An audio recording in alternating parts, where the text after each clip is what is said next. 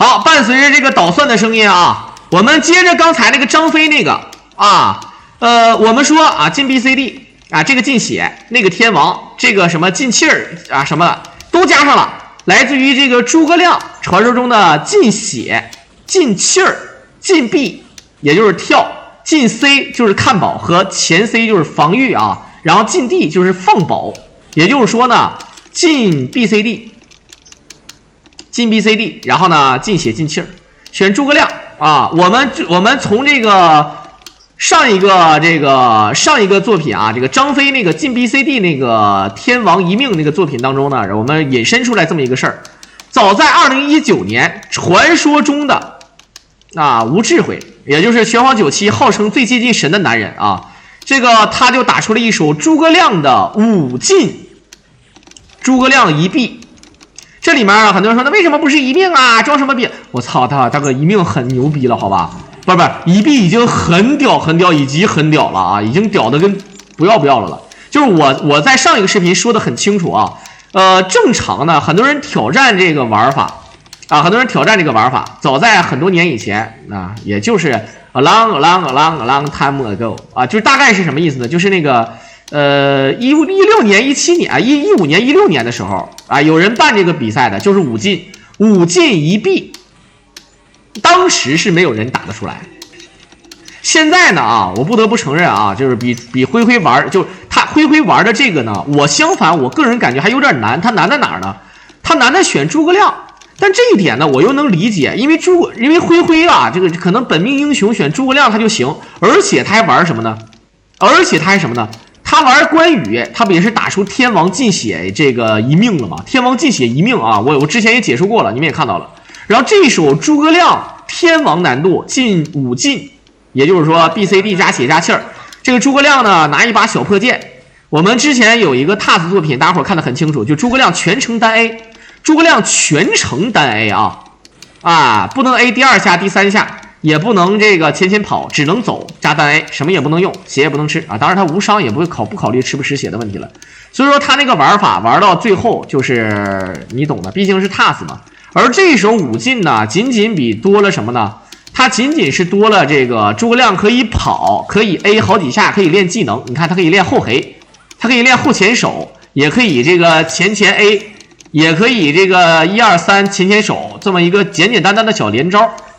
但这里面呢，就像我之前这个视频说的，我规避了一下这个事儿啊，就是说，就算是用约战的这个版本，那灰灰也照样是这个《三国战记》的这个目前的这个进玩法的诸葛亮的进玩法的1线皇帝、1线顶尖，就相当于什么呢 ？S 级别也没有人说单独说几个，你像我们之前说的空白、一语今生，还有这个打进玩法的柱子，或者一些其他的隐藏高手啊，这里面不一一列举了，也不是为了得罪人，也不是为了夸谁。这个基本上现在你包括其他人在内，你随便找一个人让他玩天王难度的5进，他也未必能一臂通关。他可以练一练啊，当然练个3、5次、7、8次就能出。灰据说练了几十次啊，据说是练了几十次。但是呢，这里有一个短板，就是我们之前说的那个约战。这里面约战这个事儿呢，倒也不是说怎么样，好像很多人据这个坊间流传，我到时候我应该问一下这个游剧和这个约战的这个版本的这个作者，我得问一问啊，我还真认识，但是我这个现在这个问不太好，我就是得问一下啊，这2个版本是不是不一样？因为我感觉啊，就是因为大多数人呢，就是一说到这个可能闯关游戏。就首选就是选这个游剧，然后说游剧的这个版本怎么，比如说正版啊，因为咱们玩的都正版游戏，这个版本它不一样。你像这个约战这个呢，它就改了这个单人可以进洞，很多人说那个游剧的也可以单人进洞啊，游剧的这个完美版好像是可以，但是呢，这个游剧的原版是不可以的。现在呢，逐渐把那个因为有版权问题，我之前也说过这个问题，但是呢，它这个2个版本的作者还是不一样的，这2个 room 是不一样的。比如说玩《三国战记 2P》里面那个版本叫飞龙，其实它就是规避版权的这个版本，啊，就天降神兵什么的啊，就大概是这个意思。然后这手5进你们看到了啊，就是玩法没什么样，就算所谓的这个难度低，那个 AI 不一样什么的，我觉得这个也是有点微扯，但是好像有这么流传，咱不敢说。我作为一个解说呢，我只是提出个疑问啊，并不是说这个我坐实了什么东西，或者说怎么样。但是这个玩法基本上，你看它全程。他这个玩法呢，相当于已经在打无伤了。之前灰灰打出了诸葛亮无伤，我知道的啊，诸葛亮天王难度的这个无伤，天王难度诸葛亮进剑无伤，就是不能吃剑啊，属性剑，因为你可以放宝嘛，无伤就是全程一下不挨打啊。然后呢，这个武进到目前为止第一关无伤，看没看见？武进到目前为止第一关无伤，这就已经对吧？这就已经就是很多人已经做不到了。我告诉你们，你们可能不相信，真的啊，就是第一关无伤，光第一关无伤这个事儿啊，就是可能对于就是有一些中手就挺难了。当然呢，咱们可以放宝嘛啊，这里面它不让放宝，但是你不让跳啊，不让防御也还好点，啊。到这个有特殊 BOSS 不让跳是真的讨厌，因为很多人说那沙漠科啊。什么对吧？司马懿啊，怎么办啊？这个还真能躲。你很多人说那连必杀都放不了，怎么躲？还真能躲啊！你比如说跑就能躲，对吧？这个是吴志辉啊。背景呢，我把他声音调小点，因为他全程捣蒜，就是他原始视频。我操！你看他自己也说了，你们可能听不见，因为他声音比较小啊。然后我调大的话呢，全程这个摇杆这个捣蒜的这个声音啊，这个捣蒜声音呢，我估计大家伙也不愿意听，我就不说了。我这是在这个灰灰这个斗鱼直播间里找到2019年12月22号的录像，也是咱们直播间的粉丝啊。刚才我说出这个问题之后呢，我就不相信。说白了啊，我是有点什么呢？我是有点不可思议，不是说不相信灰灰，是觉得不可思议。那如果看到这个视频之后呢，我只能告诉你一件事儿，那灰灰不仅97玩得好，三国战记在这个玩法之下，灰灰也是一条好汉啊。我实话实说。真的，你现在随便找一个三国战记最顶尖的玩家，你说你给我打一个一币通关，他一把打不出来。当然他天天玩行啊，他天天就玩这个玩法，你现在让他打可以。这种玩法一般都是什么呢？没有人赞助，对吧？没有人赞助，那谁玩啊，对吧？但是事实上呢，我个人感觉呢，高手在民间。这种游戏啊，就是像这种，其实就是单机游戏。你别看它是个街机，但是它是单机游戏。这种单机游戏呢，就是它不是竞技类的，不是对抗类啊。咱不能说不是竞技。这个竞技的话，你比如说你像这个竞赛类啊，竞赛说错了，竞技的话啊，就比如说咱们说你像有很多体育项目，他自己玩自己的。对吧？除了心理上有压力，或者说是这个怎么样啊？有一些小套路，比如说什么，比如说像什么，你像包括咱们说举重、铁饼，什么跳远、跳高，有一些心理上的压力。比如说对自己的最主要的对手，今天突破了一个好记录，我今天状态不知道怎么样，我不敢跳我的最极限的东西，万一跳不过去，3次我就出局了，是吧？可能是这个不一样。当然我的意思大伙能理解吧？就是说我的意思呢，就是。这个你像97，你今天你已经玩到登峰造极了，但是你可能懈怠了之后呢，就有新的玩家，他练好技术，你打不过他有新的路子了，或者说他研究怎么打你了。而这种单机游戏啊，它就是说你跟电脑对抗，这个电脑呢，如果它不被人改 AI， 就包括拳皇97，对吧？有人说的有那个16级版本，我记得你看你们小狼挑战大蛇，你们记得吧？小狼挑战大蛇，像这个16级的这个版本，你这个他就是把这个 AI 改了。你除非你三国战记要改 AI， 你要不改，就全程一直都是这个版本，大伙公认的。比如说这个版本从来没有什么超级大的改动，就基本上没有改动的情况下，那么你一直在跟电脑对抗，你熟悉了这个套路，你知道自己的路子，对吧？你哪怕你龟一点，你怎么都能打。所以说，我觉得呢，倒也不是特别难。但是灰灰作为一个职业97玩家。他玩这个玩法用了几十次啊，十几次啊，不对，不是几十次，十几次。想当然有人办这个比赛呢，要求直播打，但是呢，他得全程观看。所以说呢，你不能说你打出一个录像来，你说哎，那个老板啊，我当时我记得在15年的时候是5000块钱，那个时候可真不少啊，那时候真不少。你看灰灰这2万，这都是19年的事了啊，那都是4年以后的事了。然后呢，你像他这个玩法，你就干吧。啊，你就干吧啊！然后有人说那什么小灰打过去了，其实呢，当时公认啊，我认为首先我听到灰诸葛亮5进一命通关，我先不可思议在哪儿呢？一般人都会选择用白张飞，对吧？一般人都会选择白张飞，就很少有人说选这个诸葛亮的，因为诸葛亮这个人攻击力低下，然后呢，这个他唯一的优势是他这个前跑太厉害了。诸葛亮这个前跑太厉害了啊，这个你懂的。然后呢，这个诸葛亮的血呢不多，不过其实个人感觉啊，诸葛亮还是有一个优势的，兄弟们，诸葛亮还是有个优势的，什么优势呢？就是他能讲4条命。如果你看灰灰为什么疯狂的吃分儿，他为什么疯狂的在吃分儿？这个吃分呢，有的时候你算不好升级，有时候会被砍，当然无所谓。虽然说咱们不能吃血啊，但是说咱们是这个意思。你呢把分打多了，我不吃血，但是我有命啊，我诸葛亮最多能讲4条命。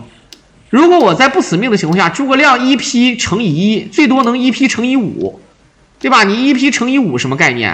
啊，我不能吃血，但是我有6管血，也就无所谓了。这个白张飞呢，虽然说也能摊分，但是你进 BCD 你连跳都跳不了，跳这招手跳不了，这是第一。第二呢，你进血，说白了你本身就已经限制了，你还玩命啊，那就肯定不行。像他这个诸葛亮的谈不上摊分，我个人感觉到他谈不上摊分，什么意思呢？就他不可能会摊，但是他会尽可能的在安全的情况下呢，多打点分，多吃点分，这是一定的，对吧？你100万就讲1条命，这1条命可是能挨妈的7刀8刀，尤其是到后期20级之后，你20级之后诸葛亮啊，这个血量也不像现在这么少，对吧？你可能就血量就可能到那个你现在40万4500、6700、8500啊，就是这个分数，它可能会到8那个位置上了啊，对吧？408那个8那个位置上，那一管血那就不少了，对吧？你20级之后，所以说呢，用诸葛亮呢也还好。可能当时15年的时候，很多人没绕过这个弯来，就是他不知道怎么躲那个沙摩柯和司马懿。但是经过无数次的这个 TAS 测试和这个人脑测试啊，这个发现呢，这个只要你节奏跑得好，这个沙摩柯和这个司马懿对你是没有任何威胁的。说白了，炸你是你可以躲的啊，你可以躲的，不是说没有威胁，就是可以躲。还有一点呢，就是什么呢？还有一点就是你那个曹操那个这个六合斩。那个大斩一下1管血，那个必杀，那个必杀怎么躲？那必杀呢，首先是这么躲的，首先你可以不让他让，你不让他练出来，他可以练不出来的，对吧？第二呢，说白了，那我毕竟我是一臂通关啊，我有他妈挺多命的，我一个不小心我死了也就死了，也无所了啊。好，听，诸葛亮还有一点啊，控兵还好一点，控兵不难。他目前为止呢是不小心被小兵打的，你也看到了啊，打马呢是利用这个诸葛亮的这个尾连的连击，这个玩法呢可以看得出来，他这个用119行，但是你要让灰灰用115的版本玩，可能就有点为难。115的版本啊，有点难在哪儿呢？就是他前错不能转身，这是一个。还有就是啊，我不知道灰灰如果玩这个游戏平台，就是他这个真的啊，就是说。很多人坊间流传啊，就是说游剧就是比这个约战难，但是呢，这玩意儿外行啊，对吧？看热闹，内行看门道，我也不知道。作为一个解说，这点我很惭愧啊。小狼，这个视频灰灰在孟获那里翻车了，从39分钟开始正片儿。真的假的？你别闹了，我这心态都崩了。你他妈的！我他妈操！真的？你妈了个大把子的！我操！没事啊，没事，我归好吧？哎，他还是这些血，看没看见？他还是这些血。没事啊，我们就你看他还是费了这些血，差不多，而且对吧？不亏。我感觉没问题，就是你们看，你看啊，差不多啊，我没看到弹幕啊，这个我现在已经养成了习惯了啊，不想看弹幕了，靠，看他咋翻车了，一会儿完事儿了再说吧，啊，这他妈太赖了啊。我操，这个金子3000分，同样是金子，有3000分的金子，有5000分的金子啊。没事啊，咱们看这个，如果说很多人说小狼你这就不严谨了，你是不是骗我们啊？没有啊，第一呢，咱们也就是刚从这个第二关的关底开始，最难的很多人公认啊，这个叫什么？哎，菜鸟杀手夏侯渊，是不是？你看他没有卡，他不卡兵，他又不卡兵，然后呢，我感觉灰灰他明显啊。我告诉你啊，灰灰他有成为三国战记顶尖禁玩法或者说其他玩法的这个高手，我不知道大伙能不能理解，就是说他可以成为很牛逼的三国战记玩家，他就是不研究。其实正常啊，他这个玩法他这么玩，他妈的增加难度好吧？那正常谁玩？你要不就抻屏幕，对吧？那是菜一点的，正常都是卡那个他妈的，对吧？正常都是卡那个两个弓箭手。你顶着天王难度的比昂的铁甲兵加那个小兵切换来打，他也是醉了啊！他这么玩就真增加难度。但是很多人说不让卡兵，对，很多人说不让卡兵，但是就是不让卡，我知道啊，我等我兜回来啊，就是说这个不让卡兵是一个，但是他可以抻屏幕啊，这个抻屏幕又不算卡兵了，好吧？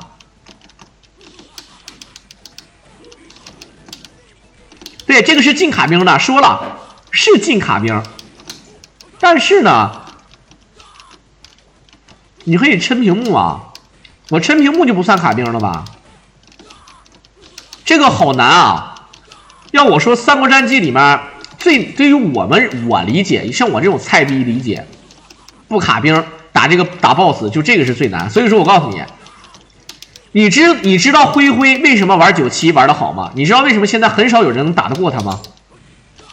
因为他就是我跟你说，这个就是我跟你说，没有天赋的努力啊，没有天赋的努力，真的没有什么，就是你只能说满足自己的成就，但是不会有这个欲望上的大成就的。就是说你看啊，你们都知道怎么玩，灰灰呢主页玩97，三国战记玩的也少。虽然说小的时候玩，难道你小时候不玩吗？我小时候玩，现在就是告诉你，给你2万块钱，你打不出来，这就是天赋，这就是天赋啊！你也可以归。哎呀，我发现你们真是到现在啊，我都在替包王什么华阳说一句话，什么叫这个啊？那个他玩的龟，你们也可以归啊。那照你的说法，对吧？这个包王龟，他那么龟，他是龟中之王，他怎么打不过灰灰呢？打不过河池呢？打不过叶枫呢？为啥？很多人说那还是不够龟，这个话吧说的吧，他不是龟就一定会赢啊，兄弟！就三国战记这个也是，对吧？你出手打 BOSS 的时候，你一定要稳妥，不挨干，不挨揍。然后呢？然后时间到了 ，time over 了，怎么玩？对不对？就像那个食神里面，那个唐牛，对吧？唐牛说你根本就是这个食神里面，周星驰跟唐牛说你根本就是少林寺的叛徒。唐牛说不可能，对吧？我学了对吧？几十年，对吧？十好几年不是几十年的，你只学了1个月。然后呢，周星驰说这种东西看天分的，你知道吗？就这种东西看天分的，操！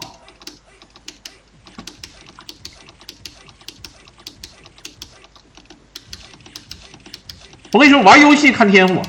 灰灰，我不得不承认，就现在他这个视频打出来，我给他竖1个大拇哥加2个大拇哥。当然呢，他也不是三国战记的最顶尖高手，但他一定是相当于河池就是他玩三国战记，在这个领域上，就是说诸葛亮啊，别的人物不算，在诸葛亮他打出了这个5进1必通关。不知道最后废了几命啊？不知道最后废了几命，反正是这个意思。然后呢？我认为他已经是1线皇帝了，但是是曾经的河池啊，不是现在的河池。现在的河池可能仅次于灰 K， 但曾经的河池是次于灰 K 风的那个时期的河池啊，就是偶尔还会输他妈新颖，偶尔还会输小鸭，偶尔还会输那个抢余地的那个河池。现在难了啊！现在河池一个不小心连灰灰带老 K 都揍。但是今天雄起的第2天就拉了，而且拉得很惨。一个表，你像昨天河池就被老 K 打成10比4，而叶枫是被老 K 打成7比4。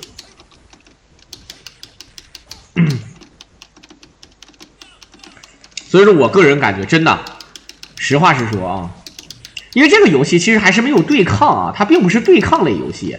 什么叫对抗类游戏啊？你们玩的对吧？咱们就说很简单，英雄联盟、王者荣耀、拳皇97啊，这都是对抗类游戏。当然你说你拳皇97你打电脑啊另说，打电脑的另说啊。还有一点呢，就是对吧？你打那个什么也另说，比如说你打外挂，你像拳皇97有外挂，像中国象棋也对吧？中国围棋就这个围棋也是这个所谓的这个什么，这叫什么呀？这个叫这个竞技类游戏，它也算是体育啊，是脑力体育的。但是由于啊这个你们知道现在这个00后非常厉害，有很多00后都获得冠军了呢啊。这个王天一虽然说还是排名赛第一，偶尔他也会翻车啊，包括像什么郑维彤什么的，就是这个很多人就是拳皇这个不是这个象棋可能就背谱了。而这个象棋里面的强软，还有那个超级计算机，就你这个中国象棋，你是王天一，你直接被打成李天一，我告诉你，这直接真的，你是没招啊，你打不了啊。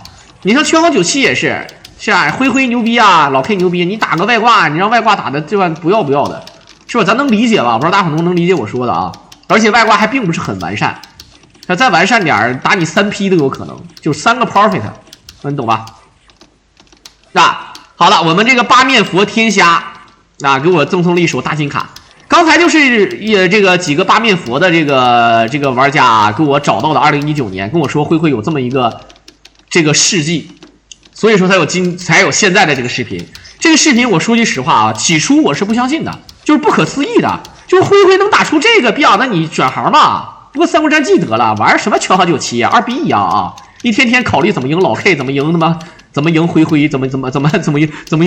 河池的，一天得练这个技术，对吧？这吧？据说灰可能每天这个私底下就得找个练习板，然后练这个8神鬼步重手前引手接葵花三式，对吧？就是在非角落里面鬼步过去重手前引手接葵花三式，100%把对方打晕嘛，像一套招把对方打晕那个套路，每天练半个小时，有那个必要吧？不需要了，玩三国战记吧，好吧？但是那是不可能的啊！他要是不97玩的不好。他要是不在97这方面有造诣，那也没有人赞助他玩三国的，对吧？也是这个意思啊。努力的人在任何领域都是天才，这个小潘啊，小哥们说的是没毛病。但是呢，这个不要盲目的努力啊，有些东西呢确实不适合你啊。比如说咱们就为什么说一定要说天赋？天赋这个东西呢，很多人说小狼，你这个但凡说天赋，你是在否认努力的这个成果吗？也不能这么说，因为啥呢？就是说。你努力的时候呢，你会发现比你有天赋的人他也努力，这个时候呢，你肯定会说了，说小狼，那这个我就不玩了吗？我就放弃了吗？不是放弃啊，现在咱们是和平年代，对吧？咱不是说你喜欢他，但是我的意思是，你可以这个努力，但是你一定不要有这个欲望。比如说你玩拳皇97，我想努力成为拳皇97的第一人，我玩的最厉害。这个事儿呢，在你没有天赋的情况下来讲，你是不现实的。懂吧？就是说，我想玩拳皇97，我想玩的好，我想突破自我。我今天怎么样？我明天一定要让自己厉害起来，行不行呢？这个是可以的，学无止境嘛。比如说，我喜欢音乐，对吧？我这个搞创作也好，还是什么也好，乐器也好，我一定要让自己在这个领域上实现我自己人生中的目标。我这个目标并不是所谓的什么排名啊，我一定要做成对吧？我对吧？我吹箫第一啊，我吹喇叭第一啊，我口活最好，这个不好练啊，这个你没有天赋你练不了啊，对吧？是不是这个意思啊？就是说这个意思。你像灰这种人，他就是在这一块是有天赋的，但是你让灰呢去玩那种有配合的游戏未必。你像同样是竞技类型游戏。你像我就问了一下，我就曾经采访过各位嘛。何时我说句实话，他玩这个拳皇也好，玩格斗游戏，他这个就天赋很高。但是呢，这个河池你让他玩英雄联盟，我感觉，就是因为我不玩吧，我感觉河池玩英雄联盟，就因为他玩格斗，他不会考虑到这个配合，或者说是就是版本更新啊，或者说怎么样啊。你像河池最开始玩龙2，玩龙鹤8啊，后来改成巴赫门，换大门，为啥？它也是变套路了。那当下版本不一，就是不是版本不一样，是当下的这个环境，哎，发现这个龙2他觉得不行了啊，龙2上线就是这个逼样了，我也玩不了了，是吧？我也不想玩猴子，我也不想玩玛丽，我也不想玩大猪，我就巴赫门，那就他这么玩。那你说对吧？曾经还是玩龙2的呢，曾经为了打老 K 研究莉安娜啊，怎么打老 K 的大猪啊，那个有一段时间虽然说还是输给老 K， 但是呢，确实有时候打老 K， 那莉安娜打那个大猪挺好看啊。有的时候莉安娜打大猪，这个大猪还真有点膈应，挺烦。我不知道大伙能不能理解我说的啊，就这个意思。也研究，也突破啊，也突破自我。你像这个灰灰，你让他去玩英雄联盟，玩王者荣耀，加上这一层配合啊，可能加上这个对手可能每次也都不一样。啊，有的时候你看，再加上等级啊、装备啊、属性克制啊，你用的人被ban了啊之类的啊，你像这种，对吧？包括你没ban，好不容易你有一个会用的人，你用了之后位置被人抢了，哎，对吧？这个也很难受啊，对吧？我就说这个意思啊，兄弟们。但是呢，在这个单机领域这块，包括拳皇竞技、单人竞技这一块，灰灰那公认啊，现在啊，对吧？他可能他唯一的缺点就是这逼已经老了啊，他现在已经30多岁了。我就说这个意思啊，就是如果说灰灰现在找一个天赋极高的少年啊，13、14岁，哎呦我这一刀，我拉了钱啊！啊，他这一刀他自己也吐槽了啊，我拉了钱了，这就是操作失误了啊，对吧？你像灰灰的徒弟就是那个小新秀，我是跟他有一段纯真又美丽的那个不是，我们之前在长沙，我俩是睡一个宾馆的啊，没事没搞基啊，我说这个意思。然后呢，我们不有微信嘛？加了微信，这个小新秀呢，他也玩那个王者荣耀。然后呢，我玩王者荣耀，大家伙都知道，我上王者全靠勇者积分啊，就是大家伙你也知道，而且微信区的那个王者荣耀也确实好，那个王者也确实好上啊。然后人家那个小新秀都是那种什么呢？啊，什么那个那叫什么国服前100，还不是前50什么的啊。然后大多数人都有金标啊，还愿意玩什么李白什么的。啊，每赛季基本上都能上个什么70、80星、190多星的，这就已经很厉害了啊，兄弟们，对吧？这已经很厉害了啊！哎，他为什么暂停啊？啊，他不小心吃血了，啊！他吃血，他血杀了。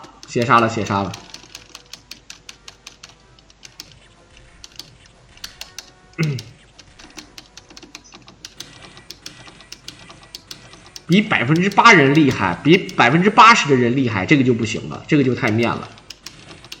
我狼，我这么跟你说，我狼直播间，你现在看我狼的这个后台数据，我狼直播间的这个叫什么？这个叫人气，已经超越99%的这个主播，就在斗鱼。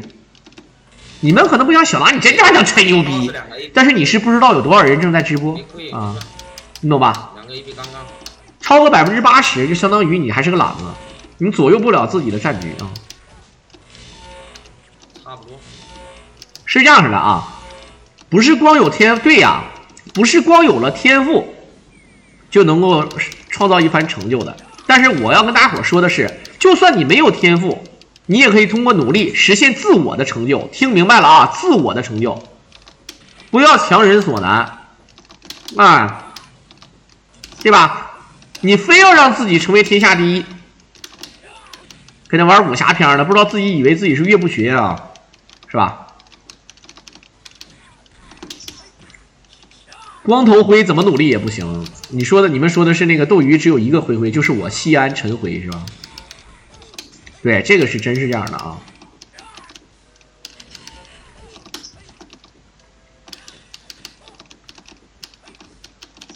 成就心中莲花开放呗，那肯定的。这里面吧，我就是比较那个，我就是比较那啥。我小的时候玩劲乐团玩的特别好，很多人可能不理解啊，就是说小狼你净能吹牛逼。现在你玩劲乐团是，你现在劲乐团挺牛逼的，啊，至少是比玩过劲乐团的97%以上的人，98、99以上的人玩的都好。是我可以这么说啊，当然我的条件是曾经玩过劲乐团的人，知道这个游戏有多难的人。但是我小的时候不一样，我小的时候我是一个小镇，我那个小镇呢大概是5万人口左右。但是呢，就在我周边，我在佳木斯也能排到第2位，在哈尔滨就排不上前20了啊，那就不说了啊，那确实是太大了。我呢，我在我们这个战队是排第2，就佳木斯战队。那我当时是在我们小镇呢，是不是说排第几的问题啊？就是说，他们都可能连 V3 都过不去，他不理解你是怎么满血地震。怎么过那个贵族2还能不怎么费血？他不理解的，你知道吧？他不理解你玩 V3 怎么还能满连？我操，你是不是开挂了啊？他就认为我有天赋，但是只有我知道我天赋不行，真的只有我知道我天赋不行。因为你比如说当时的那个温柔的暴力，我就告诉你，我都认为他天赋不行。就是为什么这么？很多人说小南你又吹牛逼了，暴力我们谁不知道？但是现在啊，这个暴力可能没那么强啊，这个暴力比我水平强挺多，但是呢，跟这个。好像我认知的这些大神啊，我没见过那个随风，我只见过随风玩一次那个金星风暴啊，那个时候还是2017年的时候啊，他就对吧？他不像现在了。那再说韩国那些变态，那玩的比随风要好得多得多，是吧？啊，我就说这个意思，就是你们认为我天赋高，就好比如说陈辉在西安玩97可能已经无敌了。就在西安游戏厅，他去哪个游戏厅，所有人都见着他，我操，是辉哥来了吗？确实是，谁也打不过他。但是呢，你这么拿出来一抻，你发现又，对吧？广西河池又什么，重庆辉、福建老 K、沈阳叶枫的，这一下他就不行了，对不对？是不是？小孩的话也是啊，但是呢，一个人不可能身兼这个太多的个项目。小孩呢，你像小孩玩98，当之无愧的当时天下第一。现在小孩你看连那个郭振威啊都有点捅不过了。前一阵我这2天我不知道，但是在一个半月到1个月之前，一共2场比赛，就是这个郭振威是号称是拳皇2000里面河池大徒弟，哇，这是怎么想的啊？但这个郭振威呢，他打别人咱不知道，但是呢，小孩这一组的人被郭振威揍了个遍。这郭振威可能你可能听你都不认识，我都不认识啊。我们只认为当时的4条 S， 什么赖霸、广小啊，广州小孩赖霸、老黑、小黑。现在我不是2000啊，我说了是98，我再说一遍是98。曾经小孩98怎么说？对吧？那现在这个小孩98也有点罩不住了，他又要考虑怎么玩拳皇14、街霸5，是吧？得考虑这些东西，因为毕竟这是他的主业，他一定要在这个项目上。所以说啊，就是大家伙一定要在某一个项目当中做到最好，这是你安身立命之法。当然呢，最主要还是热爱啊。就是如果你干一个事儿的东西的时候，你是为了快乐去干。你就更有创造力，你就更有能量去把这件事做好。但是如果你是为了钱去做这件事的话，那么这个事多半呢就是一个套路型，就是一个流水线型的。这样的话呢就没有什么创造力，可能就被限制住了。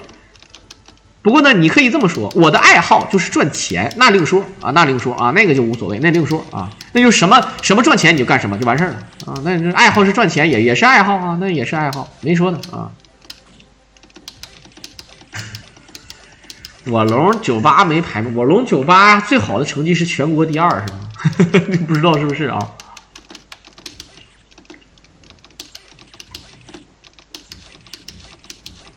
现在我觉得，如果说广小，他在任何一个项目当中都不能，就是他只要他虽然说什么都玩得好，他必须要在一个地方玩得特别好，对吧？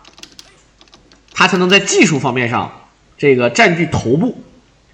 河池呢，虽然说什么它都不是头部，但是它什么都是无限接近头部。其实说97，它现在也算是接近头部了啊，也算是真的是99.99%接近头部了。然后呢，再有一点是什么呢？就是河池，他这个可能他直播风格，他就是人气高啊，他直播风格可能好，然后加上直播的早，也用心去做啊，所以说还好点，这个意思啊。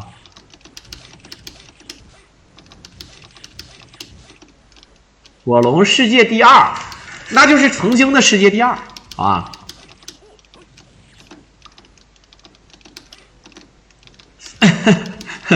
曾经的世界第2，哎。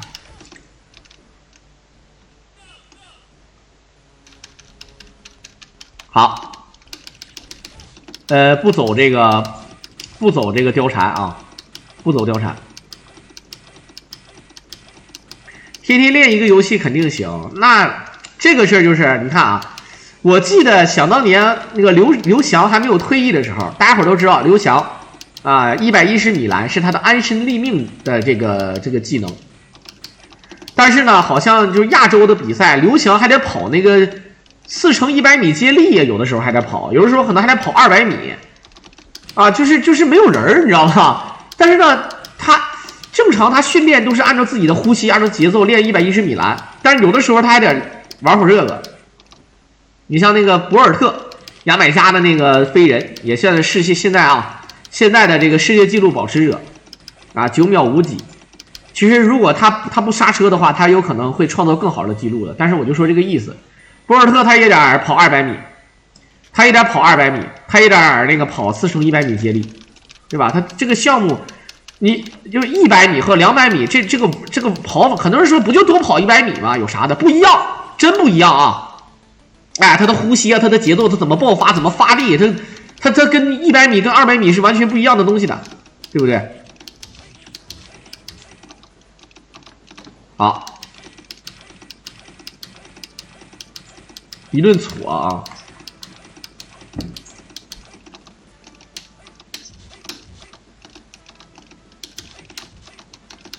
当然，很多人都喜欢看直道啊，他不就直道、直行跑道，还有弯道，这个就有点你懂的啊。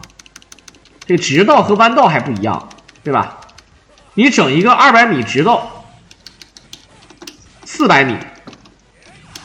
800米，我小的时候，我狼在16岁的时候跑了一个3000米，前期跟第一梯队跑，大概跑了能有20多秒，我就被甩了。我说实话，我发现他们跑就是那些就是我们高中那些体育队的人，跟他们一起跑，我发现他们不是，他们有说有笑的啊，就有点那种感觉，有说有笑嘛，喝的就从我身上一阵风似的飞过去了，我他妈的我也是醉了。我跟他们跑，我要是跟他跑的话，我跑到第600米的时候，我就得直接站在那蹲下了，真的。后来我自己知道自己懒闲子啊，我就没跟他跑，我就直接就是落下第2梯队，然后我跑了大概能有600-700米之后呢，我又变到第3梯队里了。到最后的这个1000米，我几乎是连走，带双手拄膝盖，再往前走，再跑2步，再走，再哈个腰，最后终于走到了终点啊！那是我16岁的时候。但是呢，从那时开始，然后我缓了能有5分钟，我就一顿吐嘛，吐痰，就感觉不舒服，真不舒服。我就是感觉自己跟2逼一样啊。然后呢，觉得自己身体也太差了。然后呢，后来我就不是爱好跑步，有的时候我就愿意跑慢跑。你比如说，我经常就慢跑什么7公里啊，慢跑5公里。虽然说很多人参过军的人啊，那都是每天得跑2-3次的，我操。但我这还跑一跑，我跑的话呢。我最好的成绩是6公里，用了25分半。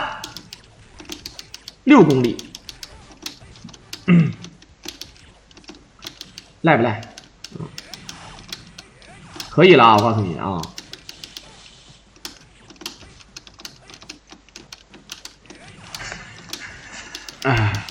，18岁，我是多少岁？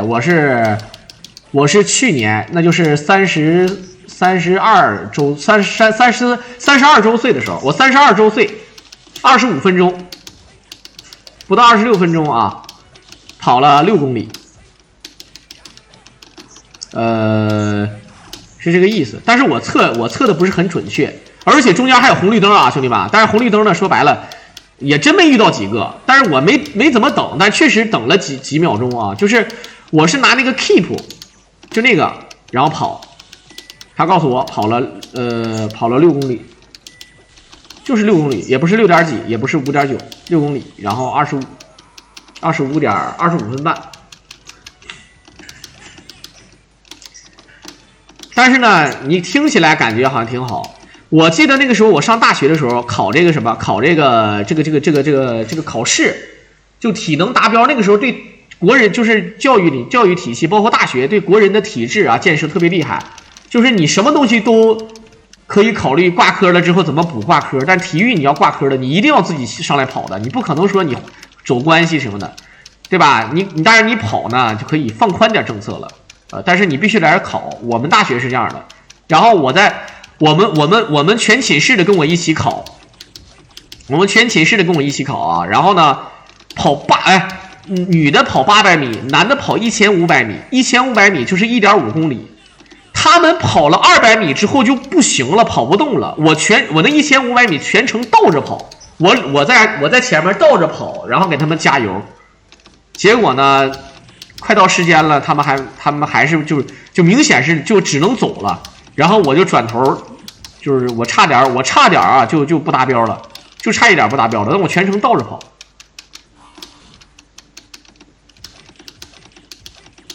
6公里半个小时走都走到了，我操，你可是真厉害！我操，那你看大哥，你那是竞走吗？我想问一下，那你那是竞走吗？我操，你这有点东西的啊！半个小时走6公里，那个你那个不是牛逼，你那个就感觉好像是走路带风，你是啊？好，这里面到目前为止你们也看到了啊，他现在可以就是正常来讲，他都进血的，你看没看见？就不是说进血，就是相当于什么呢？就一命都可以挑战的。到目前来看，对不对？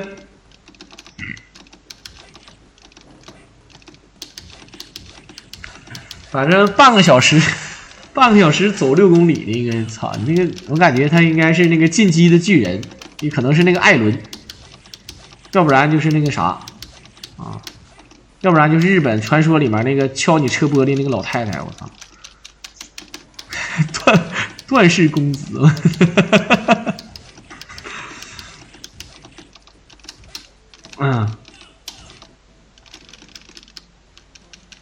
怎么还有摇杆的声音？怎么灰灰给那上面一顿捣蒜？他可不是摇杆了，一顿捣蒜灰啊！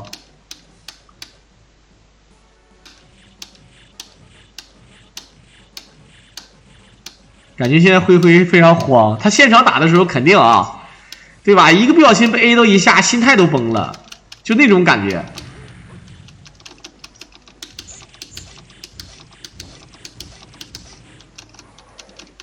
别孩的直播间咋回事？谁知道？不知道。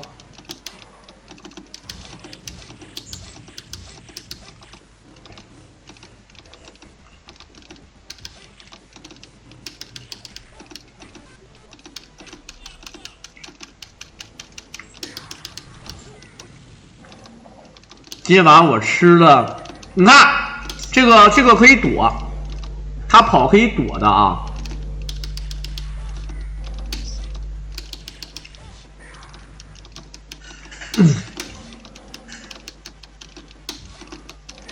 好，来看看，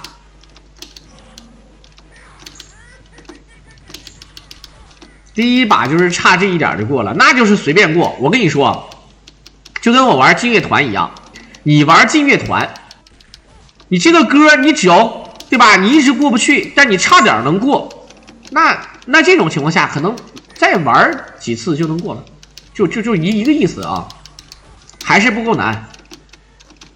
你把跑进了，把跑进了，灰灰直接去你妈的！我不玩了，爱谁玩谁玩啊！你咋不说把 A 进了，对不对？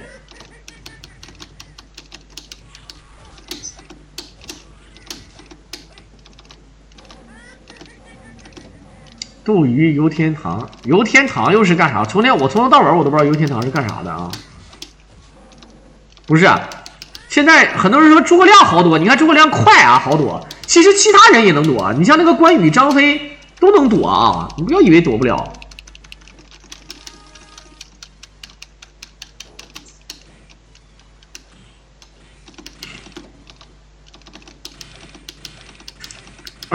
好，我看了一下啊，就是10000米的世界纪录，兄弟们，10000米的世界纪录是26分钟。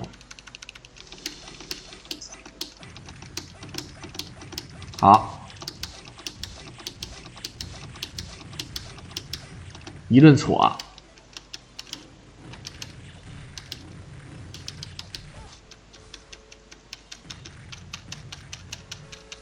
那这玩意儿就赖不了谁啊！你像我狼直播间，你们见过几个比我狼直播间好的？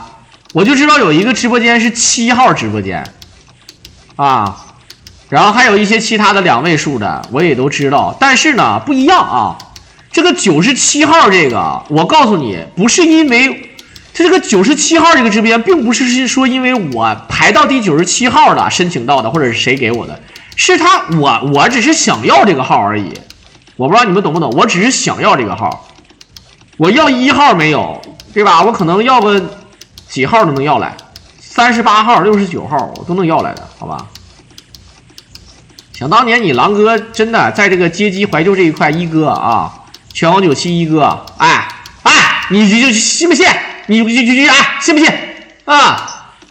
虽然说没啥用啊，但是我这个意思就是啊，你就看我这个号就跟 QQ 号似的。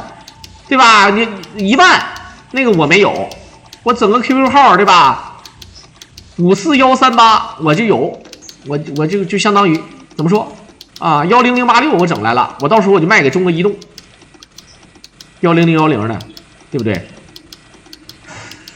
为什么不要69啊？我也后悔呢，这69比97好使啊，对吧？这69这97感觉就97，也就是拳皇97什么香港97年回归这么个说法。你这要69这不一样了，纯黄直播间好吧？这个直播间一拿出来，我这69的多屌啊！38直播间也行啊，对不对？对吧？越过38线，我就能过38妇女节了，对不对？好，连挫啊！斗鱼管我要回我的号码，不要个逼脸，好意思要？对吧？那这怎么可能要啊？这凭啥要啊？对不对？这个东西他妈谁说算谁的呀？你要啥算咋回事啊？对不对？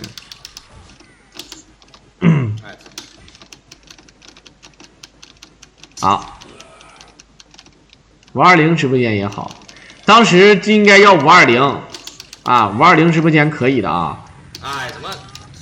怎么？你看没躲过去啊？这个地波没躲过去。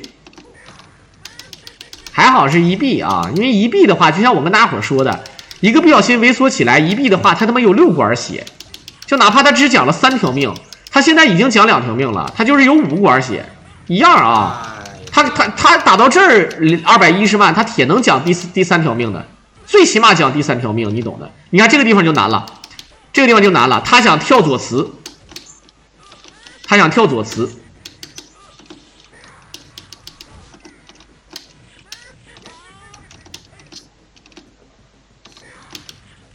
我当时要的时候，别说520，我想要真的，你就咋要？你要啥？你想吧，你们想到什么号，我能要来什么号。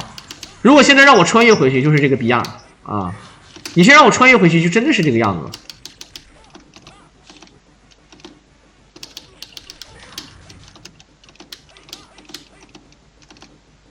还尽量不去惹那个沙漠科啊！真的，这沙漠科你咋都行，你千万别倒。对吧？我买你在第1回合一定要倒下啊！我要买你在第1回合倒下，我操！啊，好一个斜身斩110，他妈的要110我都不敢用，好吧？我操！我怕我自己我他妈，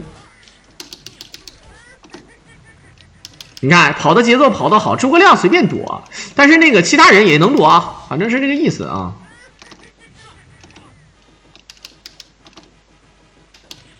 我不是斗鱼元老级别主播，就斗鱼就没有斗鱼都不叫斗鱼的时候，我就是元老级的啊！又开始装逼了啊！查了一下，我他妈真的是服了。来，你看我不进血，但是我满血了，我可以吃分，我吃分我讲命，你看赖啊！哎，卡卡了一下，反正不会死。你看，在这个地方，他为了跳左慈，他一下死了这么多。但是我告诉你，左慈其实不跳也不是说特别难打，兄弟们，我不如这句话可能我吹牛逼的说，但是真的，我是说这个意思。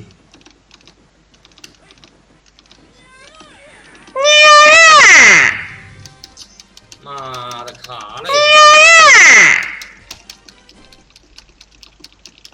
那时候尼亚亚一下一个飞机，对呀，那时候他妈尼亚亚一下一个飞机，现在我他妈感谢我们的小疯子啊，5手大金卡支持我了，我没看见啊，因为现在那个全屏看，然后现在尼亚亚连个飞机，那时候我跟你说，我最狠的是一个尼亚亚，一个火箭的好吧，必给我都不知道那几年我一天天出去喝酒，一天天出去那个我出去天天跟那帮朋友们混，我实话实说，我他妈的我那时候好好直播，我现在也怎么说也算是个对吧百万富翁吧。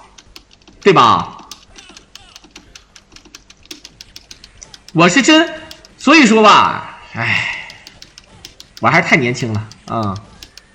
泰森的弟弟，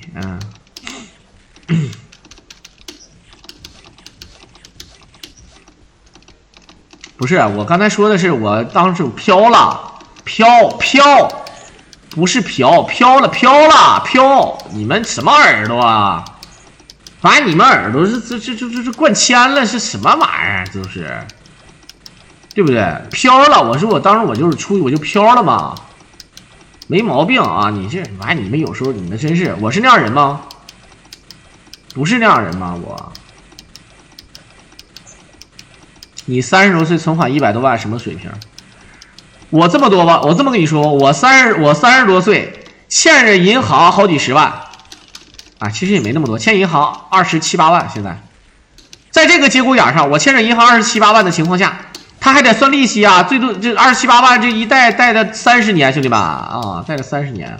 然后我这个一共是贷了30多万，然后现在还了不少，但是还是那个意思，你现在要还就得还27、8万，一次性可以还清的。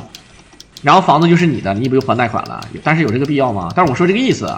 然后我存款现在大概是，对吧？也就看花呗吧，反正就是这个意思。就我穷的跟狗一样，以后不要管我叫小狼，管我叫小狗好了，好吧？以前小狼解说，现在小狗解说，没招啊，这来了。你是30多岁100来万，对我来说是笔巨款。我们从小就知道一件事，就是百万富翁。那看电影都是贫民窟的百万富翁。小的时候，我们那个谁家有钱，都叫我就是什么，比如说姓刘，就对吧？是那个女的叫刘小萌，对吧？他爸我管他叫刘百万，这个名儿硬吧啊，刘百万。那个时候眼光低啊，应该叫刘毅，对吧？对吧？叫刘小目标啊，叫刘毅，或者是吧？你对吧？你刘千万、刘百万那个面，那玩意儿你随便在上海，你找个老头老太太，可能他家里对吧，一栋楼对吧，也是好几个单元的房子，那你1000、2000万跟他比，他跟电干啊，好吧？你跟他干就等于跟电干，反正咱说这个意思。那你说你像我，那我实话实说啊，你这就是没见过。我这么说，我见过最多的是当年买车的时候，我连车带保险。带办税，全套下来12万7，全款买车，飘了啊！感觉自己跟狗一样啊！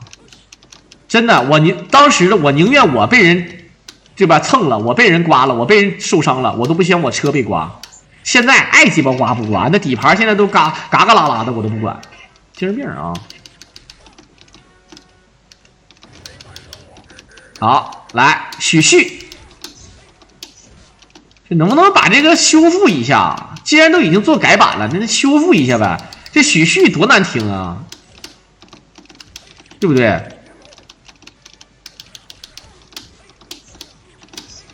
好，我凯什么凯迪拉克？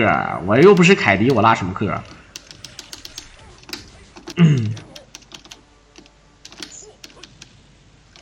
我23岁买的第一辆车，别克君威乞丐版，捧着15万现金去的。柴豪哥给我刷个火箭。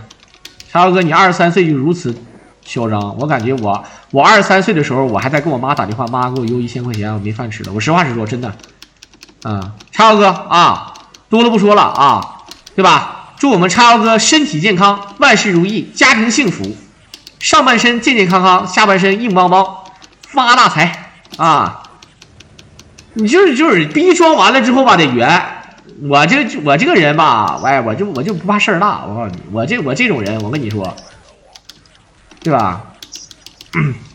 没闲钱这句话，你他妈直接破功了啊！你这一手没闲钱，我他妈日了鬼了！你有本事在瓦龙没有把这个梗说出来之前，你跟我说呀！啊，瓦龙这个梗多少年了？没闲钱，我操，这没闲钱，这个有点东西，这个啊。好，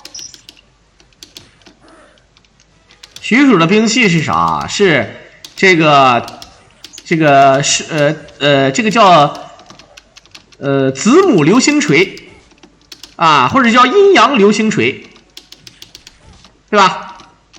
也可以这么理解吧啊。没闲钱，这个操确实屌，这个我操！哇，你们又什么雅阁又凯美瑞的，现在什么丰田什么本田啊，不要考虑了，对吧？来一首50宏光迷你啊，是吧？爱谁吧。来一首那个50宏光 S， 我们秋名山上见，好吧？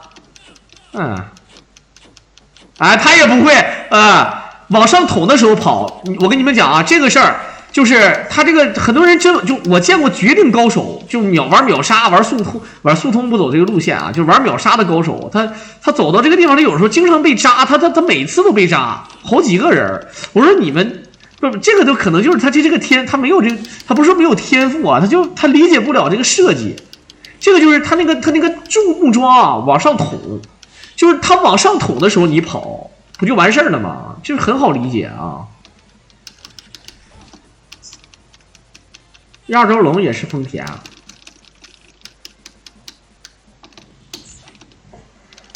啊。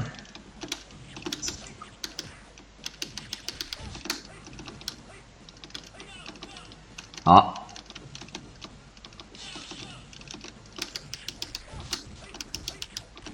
诸葛禁地。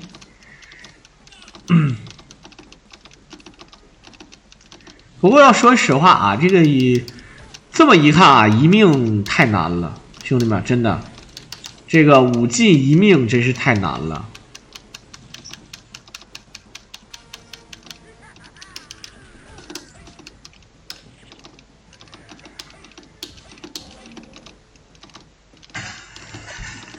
现在啥车啊？我感觉就是没这个必要。现在这种商品啊，太那个啥了。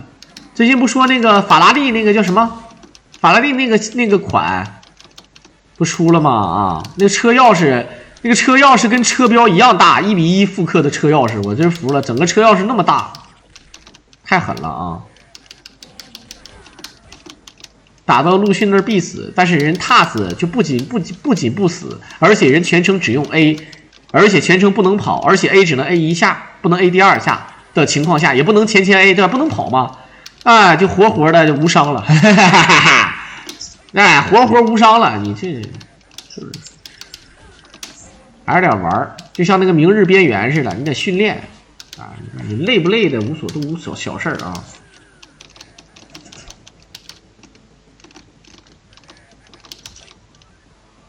不是因为我家人不让买日产车，我早换霸道了，还没换呢是吧？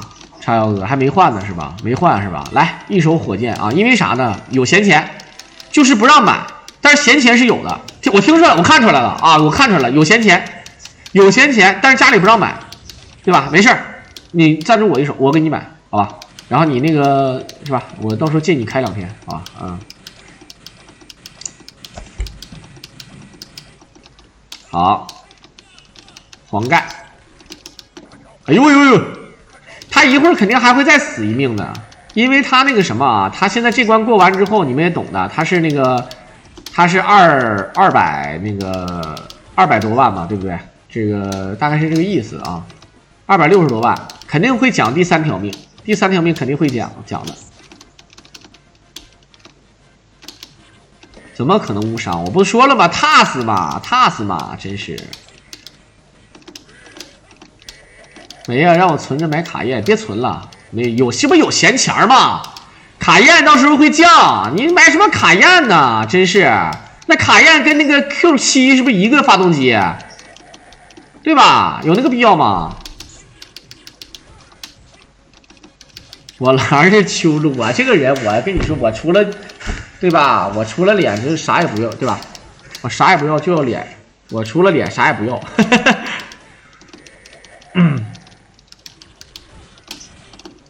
好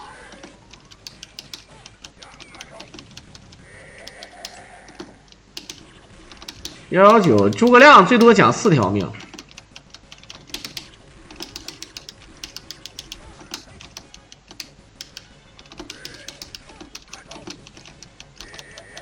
好，河南阳这么冷吗？确实冷，确实是啊。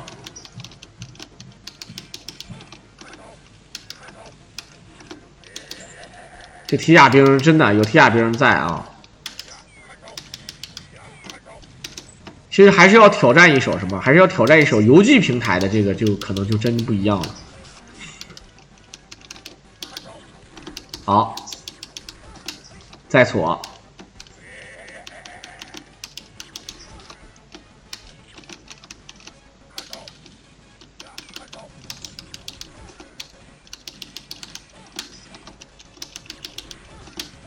哎呀，灰感觉这个真的，他这手游刃有余啊，真的是稳。实话实说，真的稳，太强了啊！就是简称泰森的弟弟叫太强。加油啊，红灰！加油啊，红灰！哎呀，别提了，我感觉他妈突然，哎，我狼就根本没有人气，好吧？都气人啊！好，这一关没掉血，他可以挑战无伤了都，其实很正常，对吧？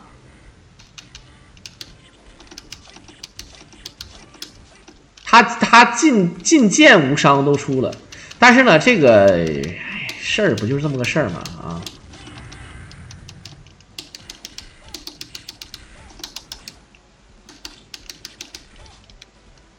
好，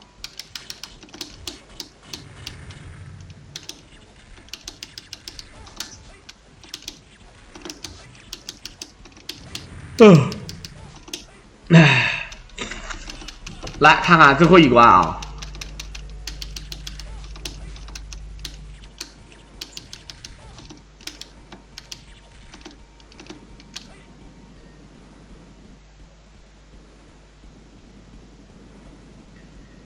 当当当，当当当，当当当当当。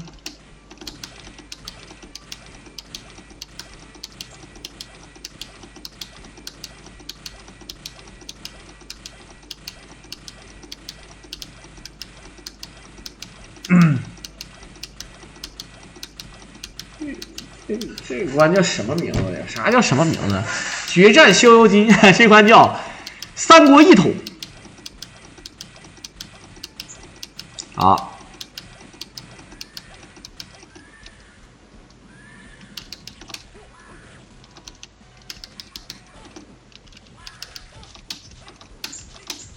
一顿挫啊！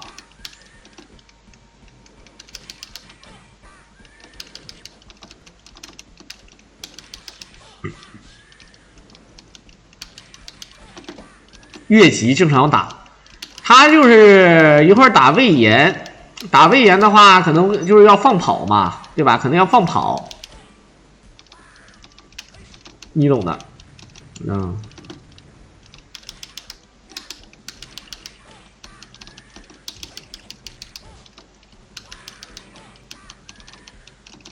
好，诸葛亮啊，就是打血虽然说少，但是呢，你看啊，就是他虽然说不是成块掉，但是打完了之后呢，发现这一下一下的也行。这 A 3下呢，也能 A 这个 BOSS 1/20血，打20套也死了啊，这种感觉。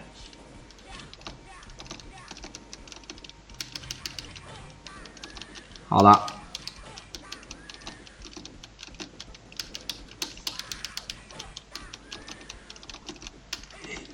我操！我感觉这个让你们唠车唠的他妈的，感觉这他妈什么直播间？我操！赖我喽！我他妈就说了一句我对吧？我就买了，然后就没有然后了。是他妈谁起的头？我起的头，我起的头怎么了？对吧？我他妈我也没说什么这那个了，你们就唠来的，你们啊，一天天的。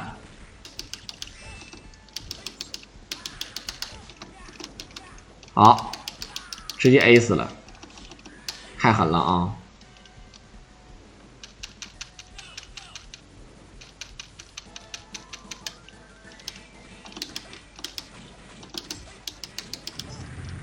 好，哎呦我去，他追完地反 A 这一下，说明他对追地还是挺了解的。追完地立马第一时间反 A 啊，其实很厉害。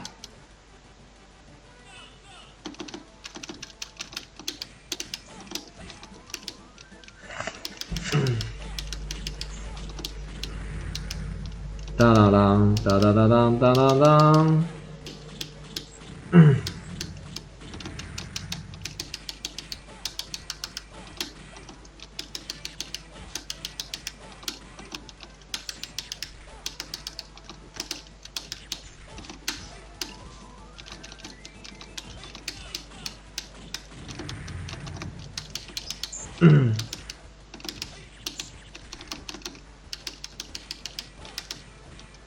好，一会儿看魏延，魏延肯定是要放走的，魏延肯定是要放走的啊。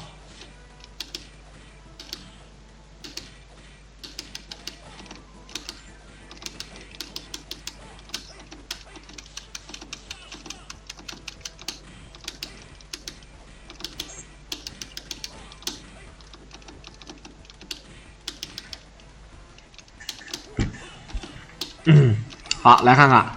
魏延要死，主公待汝，文长何故谋反？这诸葛亮跟他说话多少有点过分了啊！这诸葛亮在的时候，魏延瞅着诸葛亮，那都是瞅着丞相啊，某虽不才啥啥的。魏延谋反，欺负，哎呦我这一刀，魏延当时就哭了，丞相我啥时候谋反了？是吧？不能吧啊！无伤难还是一臂五尽难？我个人感觉，你像对于灰灰来说，两个都不难了。我现在看出来了，对于灰灰来说两个都不难。那你五进一臂，你要是五进一臂，你算2条命一臂，还是说算奖命啊？你算上奖命，你看就不一样了。他这条命虽然说必死，对吧？你看。他这条命应该说打那个司马，应该说是可能会死。你奶奶，这他妈一棒槌，真的下去嘛，妈的犯贱！劝李奶奶，别掉血了，别掉血了。啊！你别刷了，你别刷了，能过？哎呀，人脑可能过不去，但是这个 TAS 就随随便便，而且是最简单就能过。什么八阵图？八阵图算个屁，全程无伤的好吧？啊！你别老给人刷屏啊！就是我都告诉我都回答完你了，就关键你不信，你不要否认它不存在。你像我都不信灰灰能打出来这个，我们这不现在解说灰灰的吗？对不对？没毛病啊。不是禁闭那个八阵图，我不知道你说的八阵图什么意思？你是不是想说他要跳怎么办？他没有跳怎么地？他不用跳啊，他什么都不用跳的，什么怎么了？发生什么事了啊？他根本不用跳，你快速的把兵打掉，你把那个兵打掉，他就不会出那个东西了，知道吧？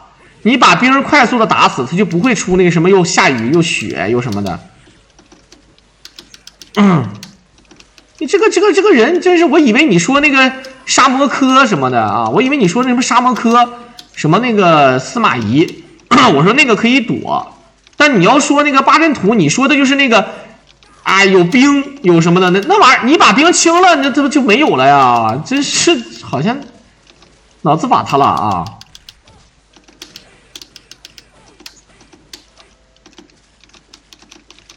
黄盖里的那个电梯，黄盖里的电梯呢，你像它这里面呢就有这个2种说法。第一种说法呢，就是对吧？就是说可以他跳，但是呢否决了，因为啥呢？可以不跳的，就是第二种正儿八经的方法。什么方法？就是不走那个王平路线，给王平整死了呀！他走荆州城里面，对吧？他走荆州城里面啊。我走荆州城，我直接像灰这把玩的就是荆州城，它是直接开门的，它不是电梯，它又不是那个王平自巴西踢完足球来归，然后获得了什么1-0阿根廷，什么巴拉圭啥的。你这玩意儿，你脑子瓦特了啊！让你不走电梯就可以了。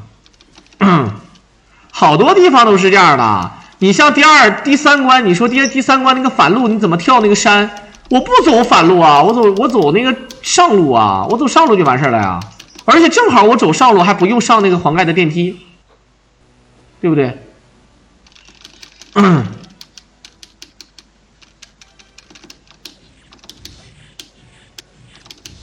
电梯爆气了也能上，对你都禁闭了还爆啥气儿啊？都进了啊，都进了啊！小狼，我被人打了，脸缝了8针，要多少钱合适？司法鉴定啊，这个东西。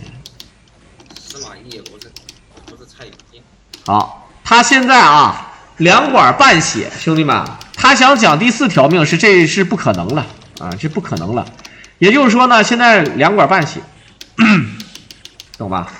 打曹操可以抻的话，他就不会练那个6面斩。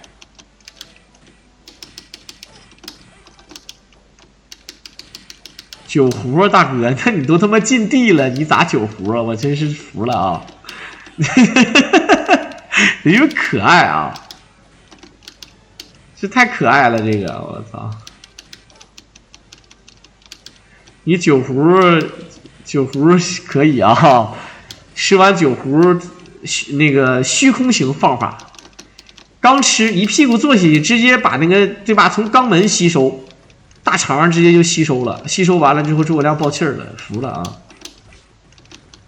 你这是老将啊，就是刚才说人老将，人家可爱啊！不是这样的啊，不懂就问没毛病，真的啊！大伙儿不要觉得，哎，好像你和个傻屌似的，你自己啥也不懂，你还问你好像怎么？虽然说我们在这里调侃了你一下，觉得哎，那个小伙儿你清了就好了吗？什么什么之类，但是呢，我还是要说一句。对吧？不知道就问啊，有的时候未必我们就一定是对的呀，兄弟们，真的啊，有的时候包括比赛选手啊、主播啊什么的，对吧？包括很多你像那些什么那个科学家，有很多人就被这个东西困扰了，有可能哎你说一个题意，哎嘣儿通了，很正常，真的啊。但是呢，不懂就问，这个没毛病。好，被电了。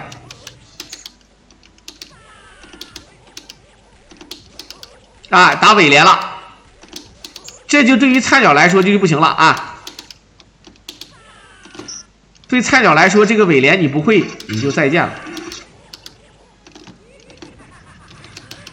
你看这个可以躲，但是呢，不仅诸葛可以躲，其他人也可以躲。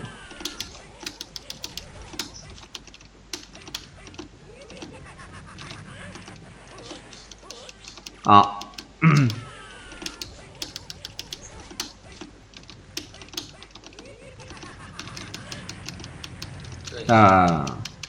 没躲开，不过都小事。他在司马懿这儿死1条命，我觉得就已经算是很好了。你告诉我这个不算卡兵吗，兄弟们？其实我严格来讲，还已经算是卡兵了，真的，严格来讲算卡兵了，真的啊。但司马懿他说可以卡，这个我们好了。我们这个规则啊，现在跟大家伙说一下，除了进 B、C、D 进血进气儿之外。进卡兵，但是司马懿这个地方除外。司马懿这个地方说了，司马懿可以卡兵啊。这个当时2万块钱赞助的时候，我看了那个赞助的规则，刚才我已经看了，确实是司马懿这个地方可以卡啊。好，来看看10个曹操，我感觉100%过了。你看他说了100%过了，确实曹操好打。现在呢，就确实你看啊，他这里面也是2个铁甲兵，然后一会儿刷1个铁甲兵，没毛病啊。天王难度实锤啊。他这个屏幕比较宽，所以说你可以哇，所以说你可以躲。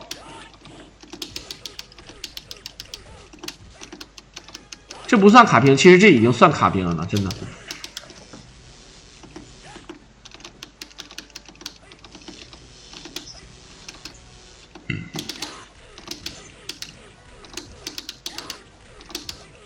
好，这个歪轴卡的真不错啊，这个歪轴。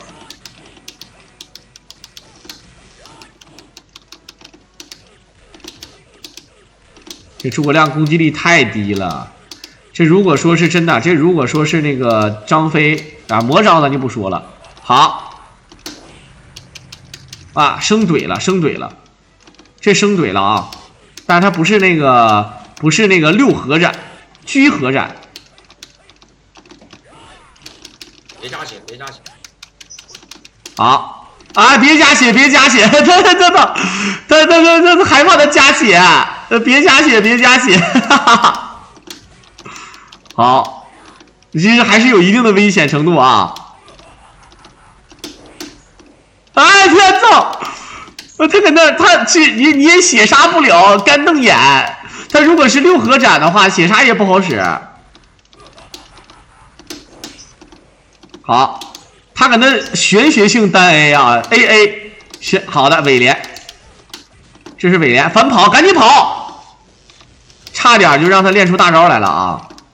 好，反跑，拖屏幕就行。拖屏幕这个曹操呢，他就不会练那个超级大招，或者说极低的几率去练。好了，抻屏幕，哎，可以破掉了，再抻屏幕。好，哎，结果啊没事，还是屏幕外面。1、2，操你奶奶！哈哈哈，这个是圈 A 李奶奶啊。这样的话一币通关，死3条命。没毛病啊，2万是牛逼，哎，天赋加努力加用心加用脑啊，可以啊，确实是5进卡兵，诸葛亮1币通关，1币通关，确实狠。那不多说了啊，在片尾的最后呢，也是感谢大家的收听。如果大伙喜欢我狼解说啊，就不多说了啊，就下次再见吧。因为你看啊，2019。12、23，早上4点钟，凌晨4点钟啊，过了，确实狠。